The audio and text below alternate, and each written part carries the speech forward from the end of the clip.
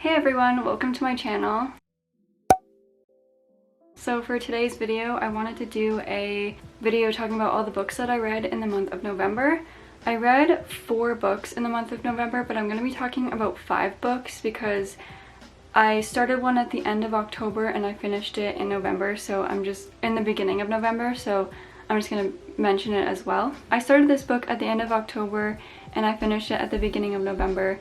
It's called A Little Life, and I'm not sure how to pronounce this author's name, so I apologize. But this book is about 4 young men, friends who met in college. They all moved to New York to chase big careers, and they're all successful. This book focuses a lot on one character in particular named Jude, and it focuses a lot on his childhood and his childhood trauma, and we just get to know him really well and learn about him. And this book is about friendship and trauma and addiction, and it's a very sad book. I found it to be a little slow and hard to get into, but I really enjoyed this book, and it was very heartbreaking and it had me like bawling at the end, and I don't think any book has ever made me feel that way before. Yeah, I really enjoyed this book, so my rating on it is 4 out of 5 stars. The next book that I read is called It Starts With Us by Colleen Hoover. This is the second book to It Ends With Us. And so this book just follows along with Lily and Atlas and their story and their relationship after that book. Honestly, I was a little disappointed in this book. I feel like it wasn't really necessary. I feel like she could have left it at the first book and left it at the ending there.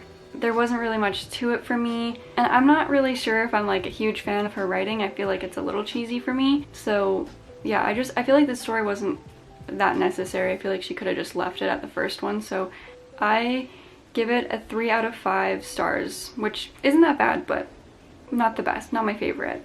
The next book that I read is called People We Meet on Vacation by Emily Henry. This book is about Alex and Poppy, who are best friends from college and have traveled together every summer for the past 10 years, but 2 years ago something happened where it like ruined their friendship and they haven't spoken since. And Poppy's feeling a little unhappy and dissatisfied with life, and she remembers that the last time she was truly happy was when she was on vacation with Alex, and so she really wants to set things right and make up and be friends again, and so she has one more chance to do that. So she plans another vacation for them to go on and try to fix everything. And I honestly thought this book was so cute. I really enjoyed this book. Yeah, I really liked this book. I thought it was cute and it was funny, and I enjoyed it. I give it 4 out of 5 stars. The next book that I read is called Carrie Soto is Back by Taylor Jenkins Reid. This book is about Carrie Soto, who's like the best tennis player in the world.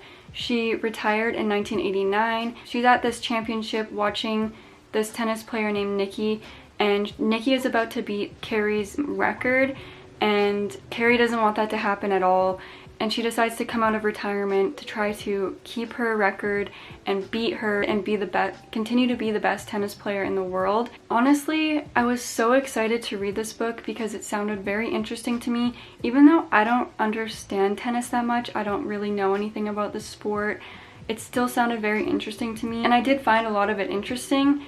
But there's a lot of Spanish dialogue in this book with no translation, and I don't speak Spanish, so I didn't understand what they were saying. I didn't want to sit there on my phone like translating everything, because then I felt like I wouldn't have enjoyed the book. So I kind of felt like maybe I was missing out on important conversation. I don't know, but I was just a little disappointed. I was really hoping to like this book because I loved her book, The 7 Husbands of Evelyn Hugo. It's one of my favorite books. But yeah, this one just wasn't it for me. It had interesting points, but there was just a few things that I was a little disappointed in, and for that reason I'm giving it a 3 out of 5 stars. The last book that I read in November is called Cedar by Katie Bieksa. This book is a thriller book, and it says 13 years ago Jillian's parents told her that her sister Cedar had died in a terrible accident. Now Cedar is back and her intentions are unclear. What is clear is that someone is tormenting Jillian with unresolved questions from her past.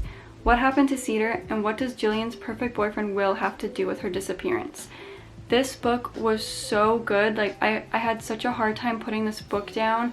It just like was so interesting, and you thought the story was going one way and then there was a twist, and then you think you have the answers and then there's another twist again. And this book had me up until like 2 in the morning because I just didn't want to put the book down, and I had goosebumps at one point. It was creepy, and I think this book would be so cool to see as like a movie or a show. Yeah, I really enjoyed this book. I think it was very good. I really like thrillers. It was fast paced. So I give this book 4 out of 5 stars. So those are all the books that I read for the month of November.